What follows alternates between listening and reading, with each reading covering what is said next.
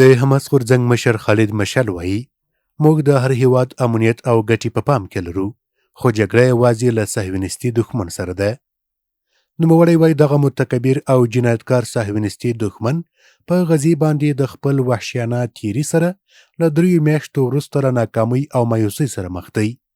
همداراز اشغالګر دا فکر کوي چې زموږ د مشرانو په وژلو سره به د مقاومت اراده له منځه ولاړه سي او رهبري به کمزوري سي. نه، هیڅکله هم نه، لا به پیاوړي شي. مشعل زیاتوي انشاءالله دا هغه قوم دی چې نه ماتیږي. د مشرانو شهادت یو ډیر مهم حقیقت ثابتوي چې د شهادت لاره زموږ د مشرانو انتخاب دی. نوموړي خبرداری ورکړی چې د اشغالګرو پر وړاندې به جهاد او مقاومت تر هغه ادامه ولري تر هغه چې زموږ په تن کې ساه وي.